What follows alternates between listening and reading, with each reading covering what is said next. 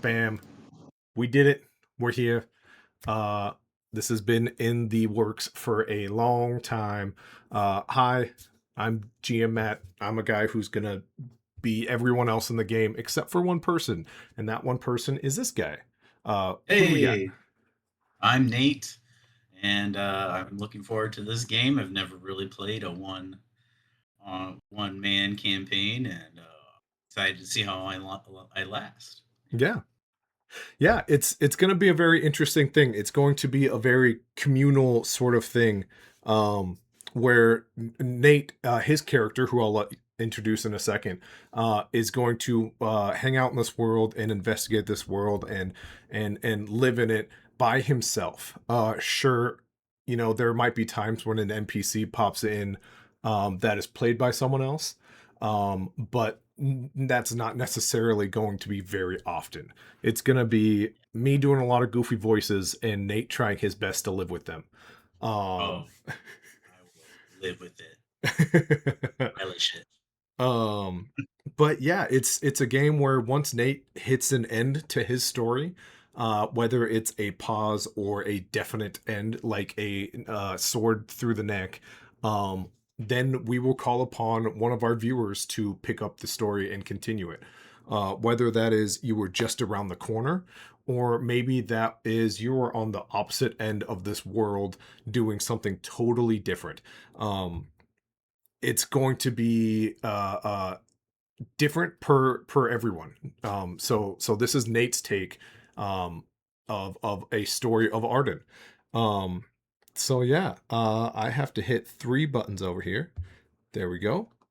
Perfect. So yeah, you can help Nate out. If you have been a listener for a minute, you might have some things. And those things may give him a little bit of toughness or a little bit of grit. It could give him a little heads up that something's happening. That's kind of up to you. If you send out the points, try to let us know what you think those points are for. And if you don't, if you just kind of send out the points and you've run to the bathroom or something, we will kind of interpret that.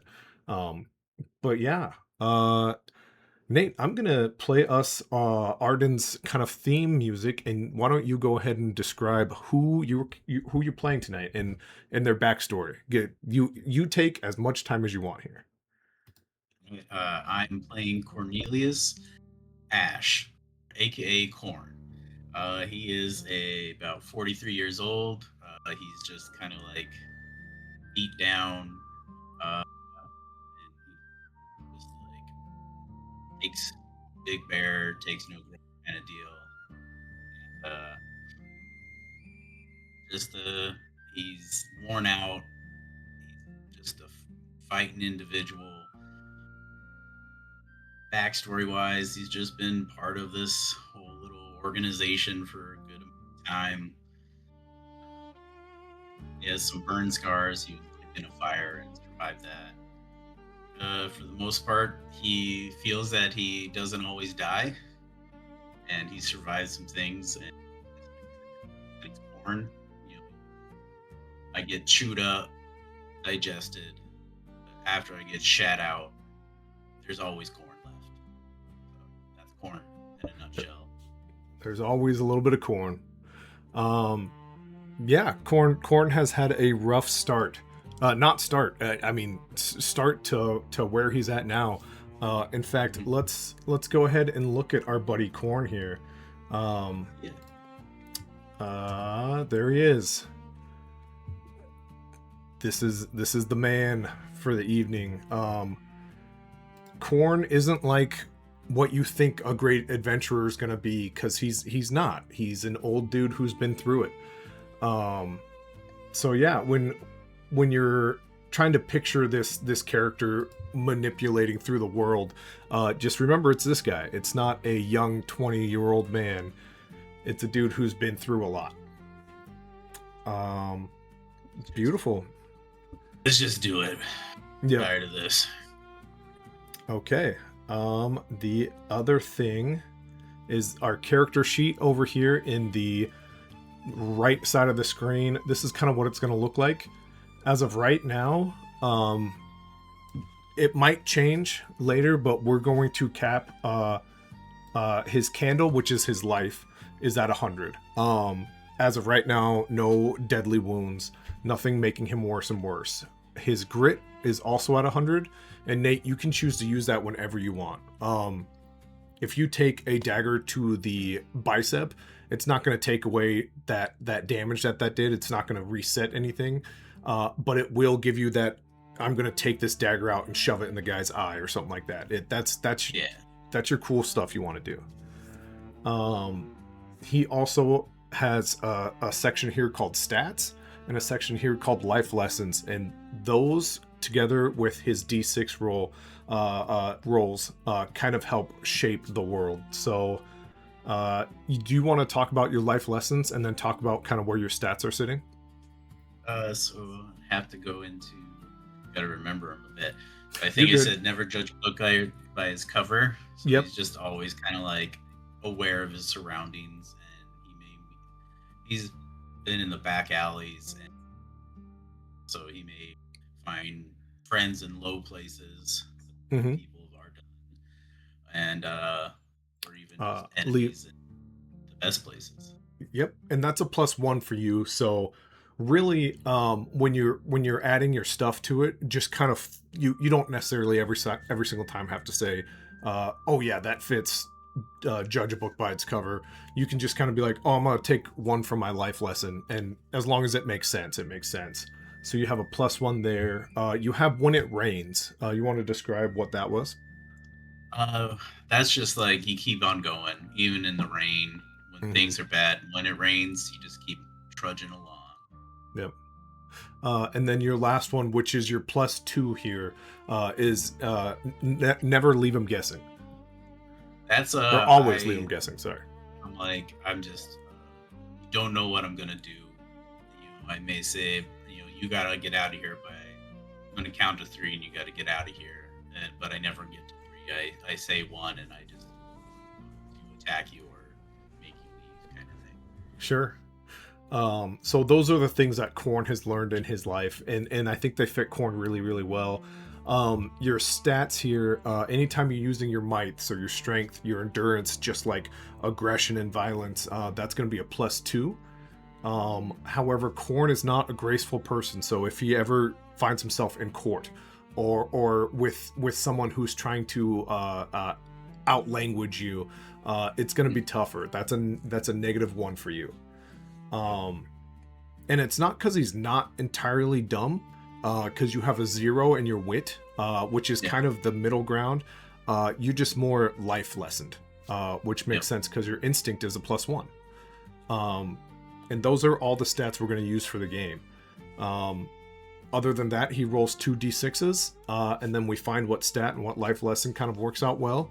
Uh, if this is something that seems way too far out of Corn's reach, like going to court and meeting with a king, it's going to be a -1 in his life lesson because it's just not something he's used to.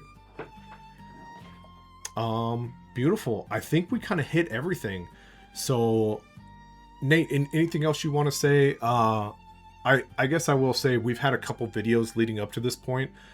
Not homework you have to watch or anything, but we do have like a world building event that happened a long time ago, um, and you'll start to figure out the timeline if you stick around with us for a minute. Um, but without further ado, I do want to jump us into our first scene, unless you have more. I'm down. Let's do Okay. Chapow. There's our world. We find ourselves at the north, kind of middle section of Ardun. It's called Basper's Keep. Um, there is some legend and some lore around Basper.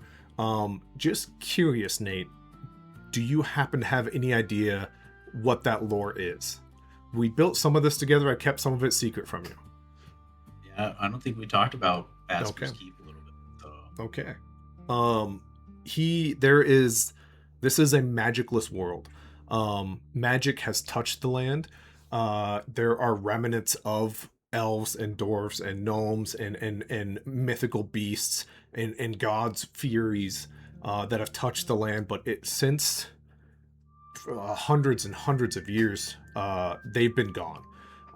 So now mankind just kind of rules, and they can't necessarily make anything better, because the things that these dwarves made are way too far-fetched for them, and the magic that the elves left behind make no sense, and people are just guessing and dying at some of the magic. So it's best to leave magic alone.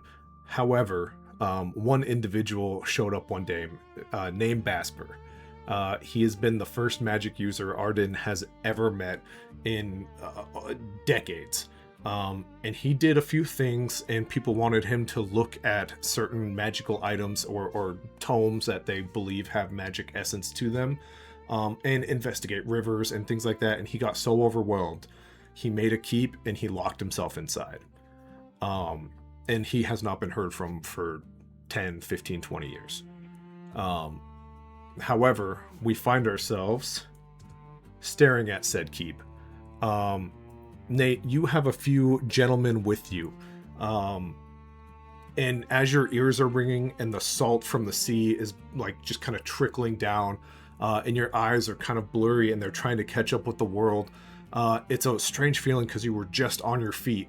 However, now you're looking over at Walt, one of the four brothers who came with you, as Walt seems to be completely unconscious, head up against a rocky mountainside, as the goals overhead have just exploded out of the tops of this keep. First off, I just remembered I should make sure that we can hear you. Nate, can you say something real quick? Words and noise. Sound checks right in the middle of a description of things. I love it. Yeah. Corn, you find yourself in this state of what the hell just happened. As you look to your left, and Good is sitting there, arm broken, leg aside, and chest kind of barren, as if something just ripped it apart. And he is just on the edge of this cliffside, and his eyes slowly open as he slips into the sea. Corn, what are your thoughts? Where's your head at? What the fuck's going on? And he's gonna try to reach and grab Good. Yeah, absolutely. Go ahead. Let's get our first roll of the day. It is a completely broken and mangled arm. So you've got a feeling it's not going to feel good for him, but it could save his life. Okay. All right, here I go. Okay. I got a total of 7, and I'll use my might, so I got a 9. Okay.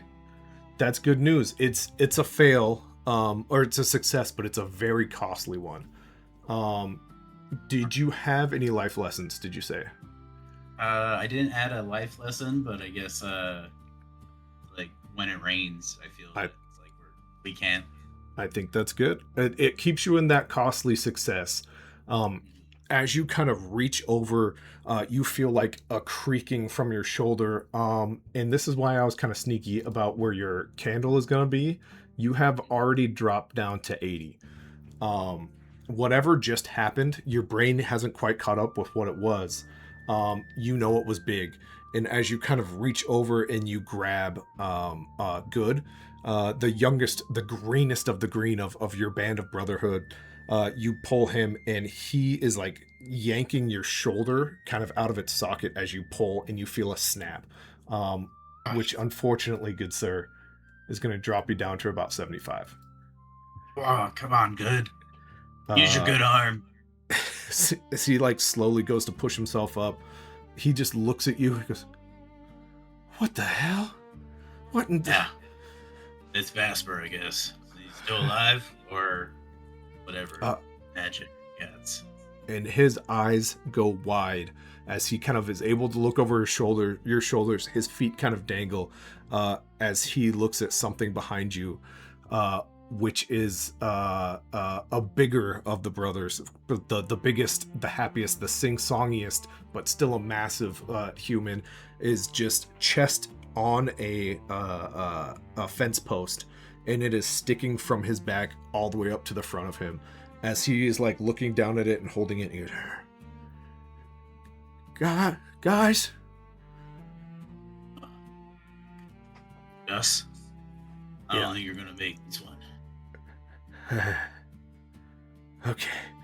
That's my fault. I grabbed, we were supposed to wait. I just got bored. You want it quick, easy, Yeah. or do you Yeah, want to good. just lay it out? He like goes to reach for something in his pocket and he kind of like pulls out just two bloody hands.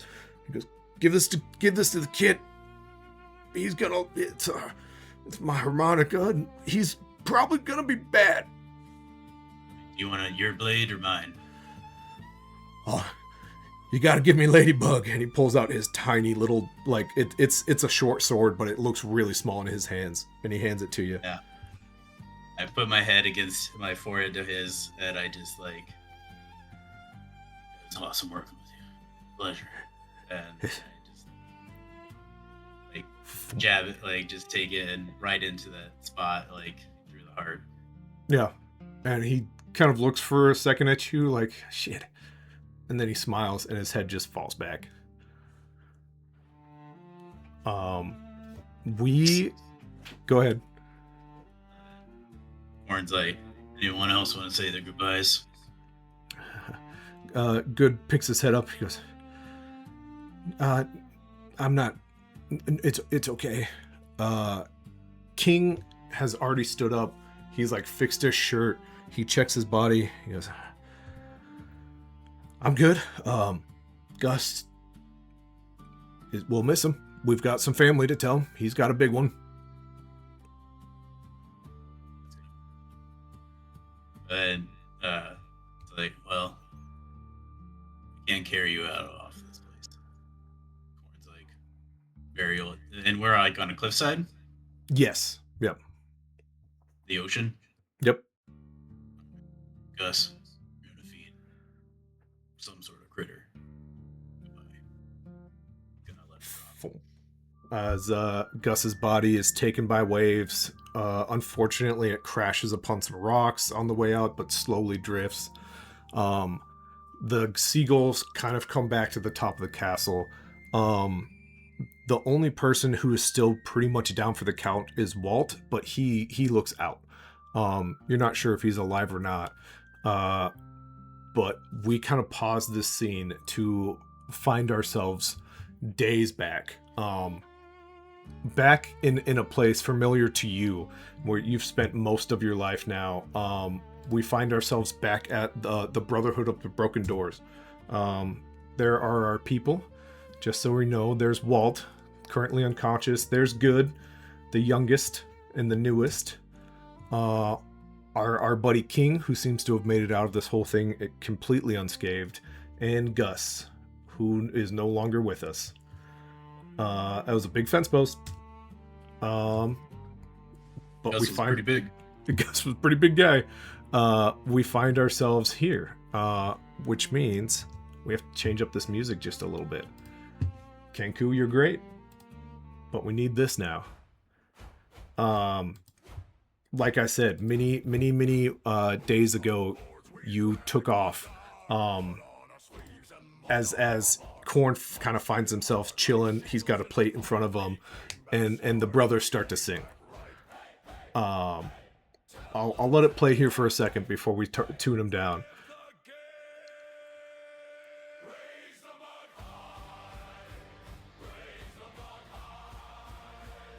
Gotta love.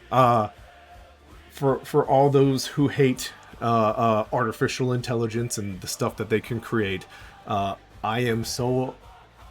good at a few things. Artistically, I can't do any of it. But I can hear it in my head and I can see it in my brain. But we'll turn the brothers down. Corn, actually, we have this one. Here we go. So long. Farewell. I love it. We got Frig in the chat. What up, Frig? How we doing? But Corn, we find you with your plate.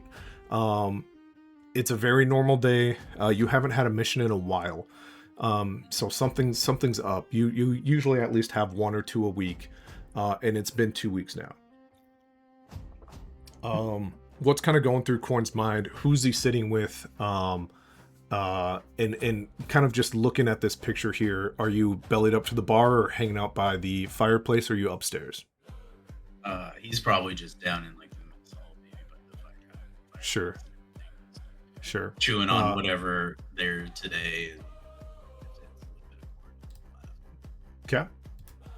Um, yeah, your plate's full. That's the best part of the Brotherhood. That's why so many people join. Your plate's full and your mug is full. As normal, it's always bustling. Things are happening. There are no bar maidens necessarily. There is a lady behind the bar, but she is one of the toughest, roughest there is, even though she looks tiny and frail. So people give her grief, and she throws plates. Um, uh, but as people kind of come up to you, they all kind of give their condolences. One of them kind of puts a hand on your shoulder. Brother, you don't really even recognize because there's not a lot of you, but you guys are thrown out all across Arden. And he looks and he goes, "I hope you got a good 4. Good luck to you." And he slaps you on the back, and he grabs a pipe and goes sits at his table. do something. Uh, It's a good mission. yeah, yeah. Are you by yourself, or do you got some of your I 4 with assume you? Gustav's been in the Brotherhood for a while, right? Yep, yep. Yeah. So Goose. he's with me. Okay. Yes. You and Gus hanging out at the table together. Gus just looks at you, and goes, "What the hell does that mean? Where are we going?" Nothing good, Gus. You know, we've been around. We get the biggest shit. Yeah, that's why we get the biggest cups. And he holds up his giant tankard, and he clings it with you. And Yeah. as he takes a sip, the door to the Brotherhood opens up, and this gentleman walks through the door. Can you explain, Nate, who this is? I believe it's probably going to be Barnabas, and he's That's right. the the elder or the leader of the Brotherhood. He's been around. He's rose the ranks. Yeah, Now, the cause and the mission is up to him. Now, yeah. As he steps through the door, he looks at you and and just gives you a little he's the nod. door. He's the door frame. Yeah, absolutely. After he gives you a nod, he goes over to the bar. He grabs his plate. He grabs his drink, and he just like kicks one of the other brothers who's sitting in a chair, and they kind of instinctively know to like stand up, give him a chair, and he slaps it over with his foot. Sits down next to you. Corn Barn, how you doing? takes a bite, big old bite of a turkey leg, because why not, right? Uh, These are good. Corn yeah, not raises his. not good, Corn. Not good. Got some bad news I for you. figured. Uh, it's always bad, isn't it? Mm-hmm. Takes another big old bite. He goes to say something and then pours himself another little glass as he's already down the first one. He goes, "You're going north, Yeah. real north. Real. You're Are we heading talking into about proper. the plateau, or are we going other north? Um, we got a letter for Basper Letter from or letter for? from uh Oh, what? he He needs hasn't some been help. around. He needs some help. All right. Yeah, it's the first time anyone's heard from him in quite some time, so I sent the best. You gonna be ready?" Am I ever? No. So you're gonna take your 4, I'm guessing. Yeah, I'll take my 4. Okay. Greenhorn too. He's now. He's got to learn sometime. He looks over at Gus and he just gives him a little smile and goes, "Big guy." Gus looks at him and goes, "Little guy." And they each kind of cheers. They have a little bit more to eat. Um, he's he left a note kind of at the bottom of his letter. And he just kind of slides it over to you. I don't exactly know how to take it. They're talking about birds. There's seagulls all over this place. But Uh, sure, it's some sort of warning. But Yeah. if it's all cryptic, I don't. As he kind of slides the note over to you, it just reads, uh, "I'm missing days. Um, I wake up in strange places, and things in my home are broken. I think there's something wrong."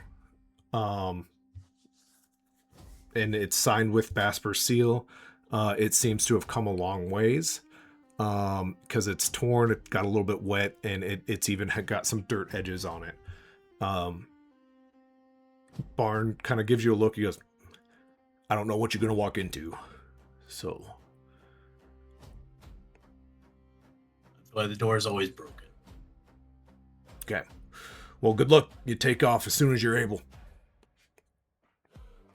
Gus, we gotta go get King, Good, Walt. Uh, Barn doesn't say goodbye. He doesn't have any good words for you. He takes his dishes and he heads back over to the barn, and he tosses you half of your pay in advance. You have 2 gold pieces and 5 silver. Okay.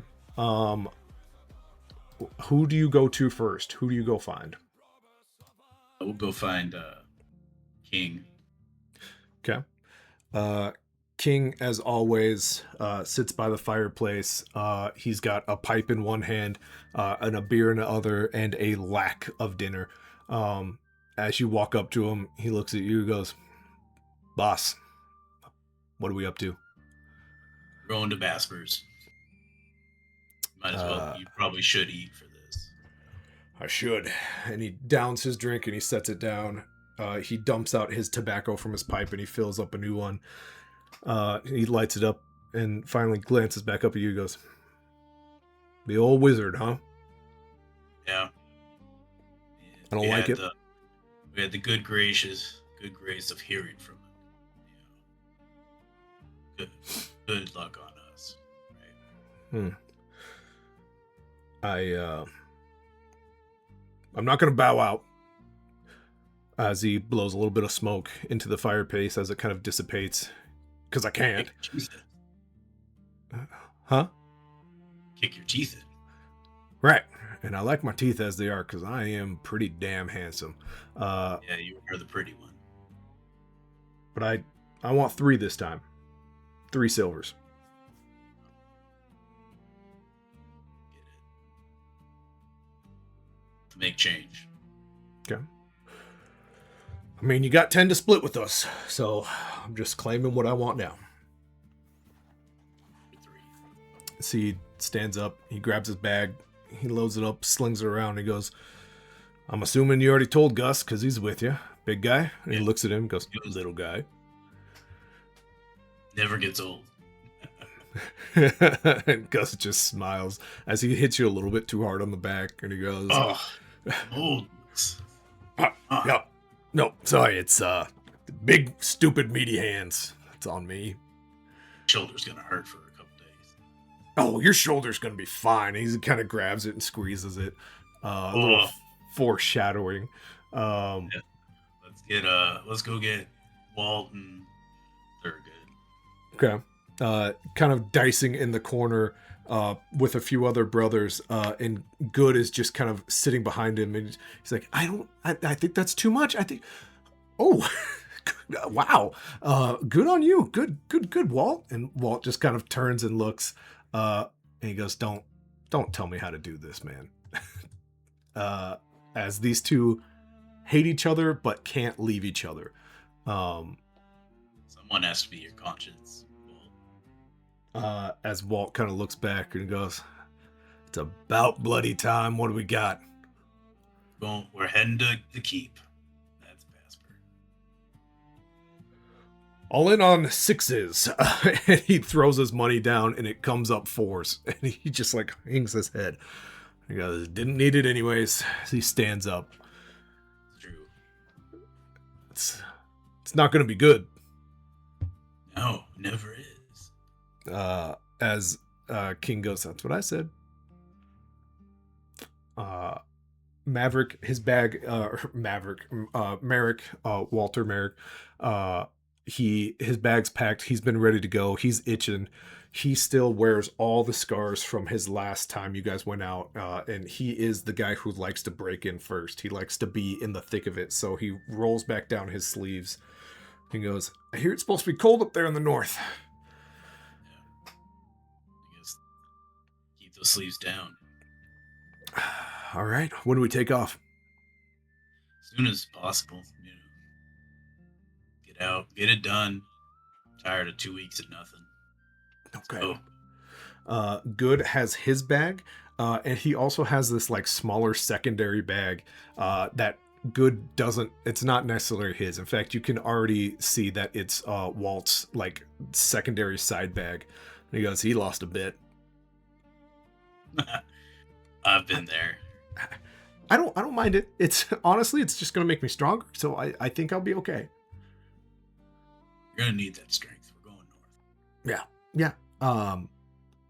Mhm. As he like is immediately much more pale than usual, Gus just kind of looks down and goes, "Kid, you'll be fine. All that walking, your little chicken legs, they'll beef up. We got you." Nah, we just leave you there. What? No, I'm kidding. Oh, okay. I don't know. I don't know if that's something you guys do. Like everyone Oh, always comes back, right? we try. You're just messing with me. Come on, old guy. You're Oh, new. It's usually teams of 4. So, oh, yeah, 5. oh. Yeah, it's part of what we do. Well, But in that case, Gus, give me your bag. I need to get tough pretty quick. And as Gus like picks it up, it is the size of Green, or yeah, Good. you don't And don't need to get tough. You just got to be smart and aware. uh, and Gus kind of chuckles and goes, "Yeah, I'm not gonna let you have it." You won't make it off the island. uh, as you guys kind of have everything gathered up, and you go to exit, the door has this very noticeable creak in it, and as it opens, and then that is the kind of tell for all the brothers who are in the tavern to clink clink and raise a glass as you guys head out the door. Horn still has his tankard in that. He puts his tankard down and then he frisbees the plate over to the bartender. As she just ducks it and it hits the wall. And she kind of like looks at you. She goes, "What the hell, man? What the hell?" That's how I gotta say goodbye to you every time. Gonna run out of plates. She starts cleaning it up. She pours it in the trash. And she, as well, gives you the double tap and raises her glass. Um, Very interesting start to our adventure. You guys find yourself. Do you want to describe where you were at? I'll try to pull up the map here. We're on so the more volcanic, lush green island to the southwest of Ardun. It is a self-made island created by a bastard brother of the king, and he said he's just made his own way. And for the Brotherhood of Broken Doors, it's a perfect location Yeah. because we make our ways for everybody. Yeah, and it's a perfect place for you guys. It gets you right to the rivers, which kind of give you really quick access. It's a bit of a jaunt from the nearest road that kind of goes past the sunken city. So it's up to you if you want to take the road that takes you from the sunken city up north, or if you want to hit the rivers and kind of go past your what once was your hometown. Yeah. So we'll take the rivers. Okay. As all 5 of you kind of load up on a little boat, it kind of takes you across the sea, and you find yourself in the strange little on the river hut houses that are just surrounded by bent trees in overgrown forests, animals that kind of slither through the water, that have been known to just on occasion, like an orca, just decide I'm going to eat that whole boat. As they go underneath you, just two or three size of your boat. As Good kind of just leans over and goes, I hate those things. You can't hate them. They're just doing what they do, just like us. Stay quiet. Yeah, I just hope none of them get angry at us. It is all. I'm not a coward. You guys know for that, right? No, no one in this organization is a coward. As King kind of picks his teeth, he goes, "Yeah, but he is kind of a bitch." And he kind of flings something. That's right. He'll lose that title once he little less screen. Yeah. You'll get a little bit of dirt on you, and then you'll be brown, and then you'll get a little bit of red in you, then you'll get the blood, and then I'll call you something different, I guess, next time. Then you'll just be like corn. And he looks at you and goes, I hope I can be as old as you one day. No, you don't. Oh, and the boat ride goes quiet until you guys pass through. You're in between your old home. If you want to explain, you can't really see it, but like what kind of feel does Corn have as he goes that way? He just sees the ashlands, the area just full of ash trees, and he takes a deep breath and he smells, the distant smell of like wood being cut, and he just turns and continues to paddle onto the river. Sure. As you guys kind of keep going, Gus looks into the water and he goes, hey, why don't you guys all hang on the left? I'm going to lean over the right, but if anyone's on my side, we're all tipping, so just scoot over real quick. All right. As you guys left. He just reaches in, picks up this massive fish, and he drops it, hits it really hard on the head. He goes, well, looks like we got dinner. That'll be nice. Yeah. And Good kind of looks at his little bag, and Walt smiles and goes, go ahead and show him. Good pulls out a giant bag of rice, and he goes, he made me carry the rice. Yes, we're eating good. Fish and rice. As the river slowly gets more narrow, you guys have to start paddling harder. You do kind of reach your first little stretch of coastline. Not coastline, sorry. You've been inside of Ardun for a second. The shoreline. As there is a ferryman sitting there ready to kind of hook you guys on, and he looks at you and goes, oh, brothers, huh? Don't love seeing you guys. No offense, hopefully. No one likes seeing us. Things need to be done. And I imagine you're gonna, keep it a secret where you're going, or you think you can tell an old man like myself? No, I'm not telling you, man. That's fair. That I understand. And he pulls out his hat and he kind of tips it over to you, as if asking for some sort of tip. Corn will reach out and he's like, 2 coppers, if coppers exist in this. Yeah, absolutely. My own wallet. Good. Gus kind of pulls out a silver piece and he flips it to you, and he leans over and whispers something in his ear. He looks, as you guys kind of get off the boat, you set feet on dirt for the first time in about a day and a half, and the old man goes, no shit.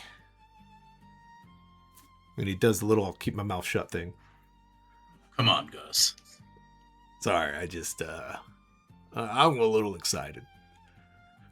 I'm not, but I guess everyone should be. Not every day people get to go. Did you say where you were going? No, I never say it. Okay. Gus looks at the old man and he goes, hey, If you tell anybody, I'm gonna break both your arms off.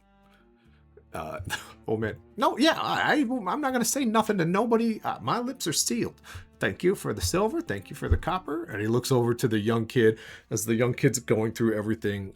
Walt just kind of goes, he's got nothing. The old man goes, you guys. Good. You don't know. You don't need to tip everybody. That's how you Oh, don't have money.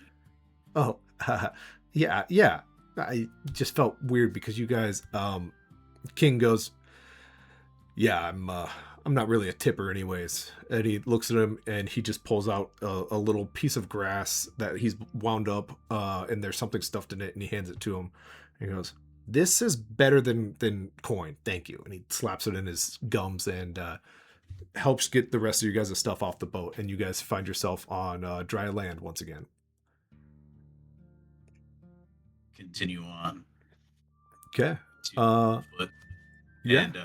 And what time of day is this? It's getting dark. Gus is anxious because he loves to sit down and camp. The rest of the group, Fine. they love hitting up an inn. And you guys are kind of right in between uh the Shrine of the Five, which always allows travelers, but that is south, and Hillcrest Home, which is a inn for just travelers. It's a little bit costly, but it does kind of take you the direction you want to go. But Gus is always a little upset when you guys decide to stay in an inn. So it's up to you. Well, we've already let go of a silver and a couple coppers. We're gonna camp. 'Cause Oh. Yeah, it's almost like someone gave a pretty penny just to make sure we don't stay at an inn. Gotcha, guys. So what do you camp think? out. Plus, we got fish and rice. So, what in food's gonna be best? And I've got my harmonica and a couple stories. And you just hear King like sigh. He goes, I've heard all of these stories 100 times. Why don't you tell your own king? Join in. Tell a story about your life. I could, but it would make good over here shit his pants. Think anything said is gonna make good shit his pants. As he sits down, he looks over at Gus as you guys kind of start setting up camp about a day and a half march away from Basper's Keep. As Gus gets out everything he needs, looks at Good, kind of gives him the head nod as he starts playing a harmonica. And the sun kind of goes down. The food's been cooked. Walt just kind of like cracks his neck a couple times and he goes, there's no way he's actually going to tell a story, right? Gus or King? King, there's no chance. If he wants to, he can. I'd like to hear him. He's been kind of. They have to be either bad on the other side because he's remained so cute all this time. So it's like you should see the other guy. I feel. Yeah. Yeah, I'm curious because he's from that part of the country, so he might have some stories that I don't necessarily want to hear. I wouldn't mind hearing them because you learn, you watch out. As you guys kind of sit down, the sun is down, the stars are out. It is a splattering of all sorts of colors, all different sizes, things that shine in and out. But what blazes in front of you is a fire, Gus's harmonica, and King finishes his rice, puts his plate down, scrubs it, and puts it back in its little container, the little soft cloth holder. And he's promised a story. I think I'm gonna give it this time. He looks over at Gus and he goes, give me something low and quiet. And Gus goes, you bet, as he starts to play great timing music. King goes, we all know that the elves left us with things we can't understand. The dwarfs built things that we can't manage. But magic itself has been gone for a long time, until old Basper showed up. He fixed people's problems, He read people's books, and from time to time, he made people better. What happened most of the time, though, is he left blood and fire in his path. And some say he went crazy. That's why he went home. Some people say that he just got tired of having to help people all the time. But I can tell you one thing. He came to my hometown. I used to live, pretty close to where he is now. I used to live at the inn, the Last Lantern. My mom, she made the food, she did the dishes, she made the beds, she did all the cleaning, and I was just there to smile and make everyone happy. I was there to, be a friendly face of the inn. You were the little king. I was the little king of my little castle, that's right. And one day Basper came in, blood from his neck to his knees, hands all cut up, and he slammed the door behind him. And he said, "I'm going to need a lot of help." And so I ran over to him, and my mom yelled, "Stop." So I stopped, and Basper grabbed me by the collar, and he shook me, and he said, "I said I need help." And he threw me to the ground. My mom refused to help. And that's why my mom doesn't run the inn anymore. We packed up our bags, and we started farming. And I told my mom when I took the job with the Brotherhood, I was going to kill that man, wizard or not. So it's a little funny we're heading there now. That's all I got to say. Oh, we got to figure out what's going down with the old man. Maybe he's asking for death. I'll give you the first shot. I just asked Corn if it gets nasty, you just tell me, and he pulls out this giant great sword. He puts it in both hands. He goes, "I would love to do it myself." So he flips it, puts it back in. If that's what Basper's asking for. And if he's tired of healing the magic in this world and making things work, Brotherhood does do that kind of stuff. And he just kind of gives you a smile as he sits down. And he goes, "All right, Gus, tell us about the naked women bathing in the rivers again. Let's hear it." As Gus pulls Always up a good bedtime story. And yeah, the sun kind of comes back up.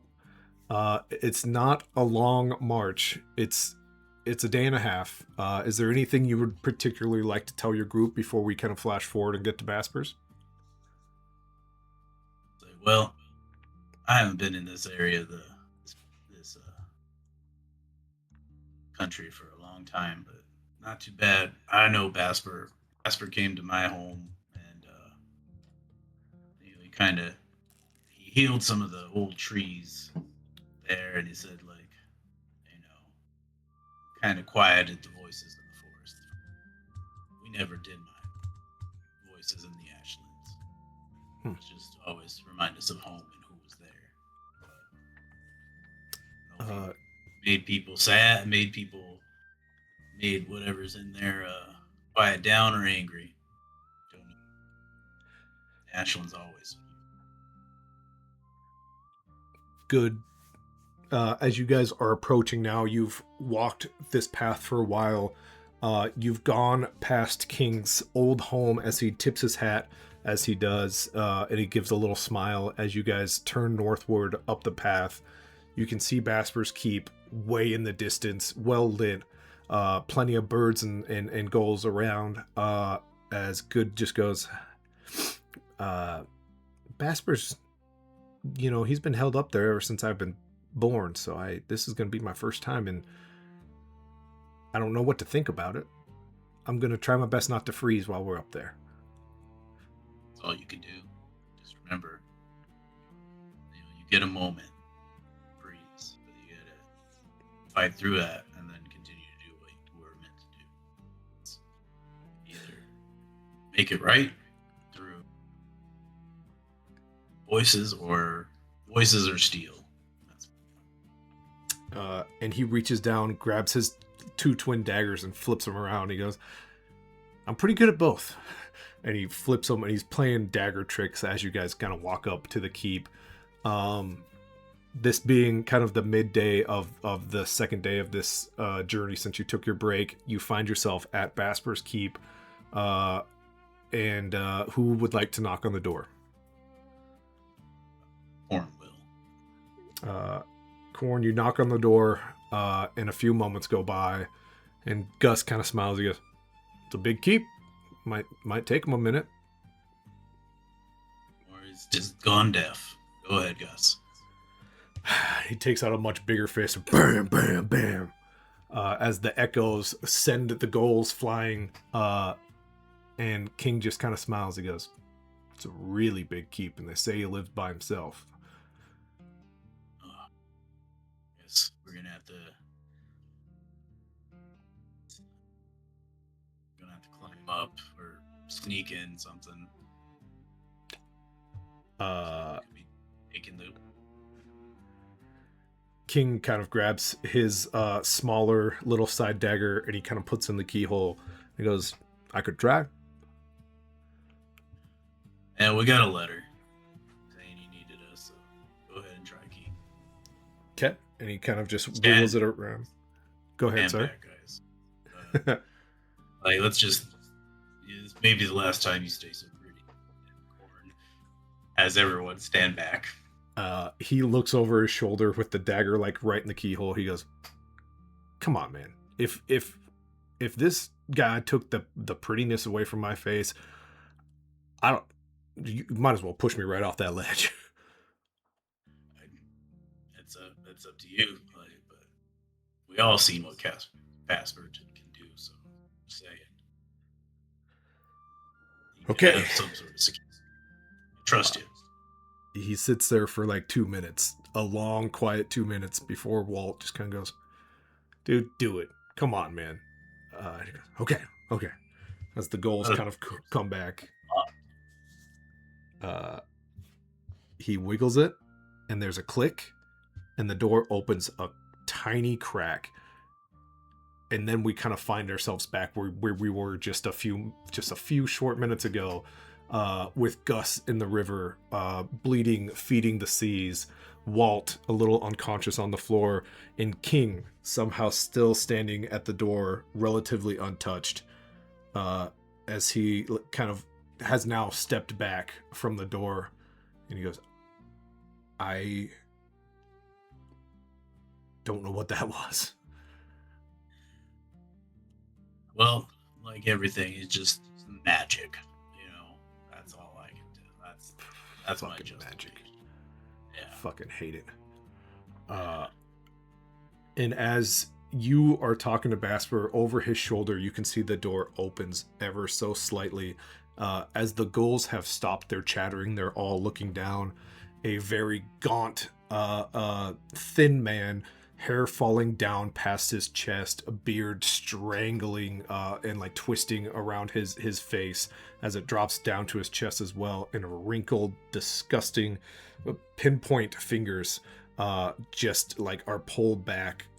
He reaches and grabs the frame. He goes, "Which one of you idiots tried to open my door?" All of us. He goes, "It's there for a reason. They're signs. The kids always take the signs. I hate them damn kids. You're the brothers." That we are. I said 4, and there was supposed to be a leader, so I should be counting 5. I don't see 5. Well, when we tried to open a door, we got one of us fell already. Great. Just now, people think I've murdered more people. Great. I love this for me. Oh, don't worry, you didn't kill him. Well, good. Make sure people know that. We don't have all day. Come inside. All right. As you guys enter, there is still the problem of Walt, who's unconscious on the ground. So, King, you get one arm, I'll get the other arm, and carry him in. Okay. You guys kind of drag him in, and Good kind of follows slowly but surely behind, limping, as he's using the big sword of Gus now to kind of like push himself through the doorway. And he goes, "I don't know if I'm happy that he's a wizard, because maybe he can help me, or if I'm pissing my pants because he's just gonna kill us. Yeah, that's. I think that's how we all feel. Just keep looking, keep scanning. Just always survey your environment. Okay. Uh, in our last kind of moment here, go ahead and figure out your instinct. Give me an instinct. Tell me what you think and feel about this place. As you get that rolling, you guys open up to what looks like uh, an almost empty keep.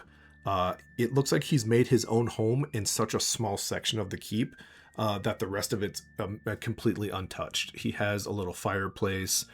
He has one little comfy chair that he seems to be sitting in, a dining room table, a little bit of a kitchen setup, and then just books scattered about. But as far as the keep itself, it's only maybe a eighth, maybe even a 16th of the way used up right now. The rest of it's entirely empty. The cobblestone looks old and molded, but his little section looks immaculate. But go ahead. What do we get for our instinct there? Go ahead and roll. Yep. I got 10, and then I'll do a don't don't always judge book by its cover. So that will be going into a 20. Okay. Yeah. It's super clean success. As you're kind of glancing about this place, and even like Good kind of leans over to you and he like points some things out with you. Uh, he is able to kind of you're able to kind of put together there are footprints that go somewhere off into part of the keep you can't quite see, and they always come back, and there's like a little blood path of his footprints, but you look over to Basper and his feet are shoed, and he looks well kept, just almost traveled. So what's Korn's kind of thought process? What is he thinking as you're dragging Walt into this place? Once it's like, what what's the price that Vasper pays for this magic? Absolutely. And with that, we will leave Ardun for the night or day. It's daytime. I never get to play in the daytime. As Korn shit hit the fan quick. We slowed everything down a little bit, and you had to make some tough choices and do some tough things. I lost Gus. You lost Gus. You lost your harmonica. You lost hundreds of stories and plenty of memories. I guess before anything, Korn hands the bloody harmonica. He goes, Uh, he wanted you to have yeah. I'm not gonna be good. I'm probably not even gonna play it. And he like puts it in his pocket, and he just kind of like holds it for a second there. that. You'll be shit at it, but you'll play. It's he just a smile tries to form on Good's face, and it won't make it there. As like a little tear rolls down instead. He goes, "I should at least try." Just pats him on his good shoulder. As a bruised and broken Korn takes the scene as we kind of fade away as Korn slaps the back of Good. We leave Ardun here. We step away. Thank you for anyone past or present who is going to find this. And remember, if you do end up finding us while we're playing, you can always help Nate out, or you can hurt him. There is that too. I'm sure Star is going to be throwing a lot at you when you get closer and closer to that 20 episode. I do. Yeah, my toes. I do want to shout out. There is a challenge for Nate to make it 20 episodes, but as of right now, he is already down to 75 on his candle. His candle is 3/4 of the way down, and that's just the way the world takes us. Beautiful. Going on vacation for 19 episodes after. Yeah. You could just hang out for 19 episodes, but is Basper's Keep the place to rest? Who knows? Nate, anything you want to say and shout out before we call it? It's awesome. Hopefully I can survive long enough, but candle is burn out quickly or slowly. I don't know. But Yep. it's been awesome. Thank you. You betcha. Nate, you're the best. Thanks for some good role play. And thanks for introducing the world of Arden with me. All right, all right. As always, deuces mooses.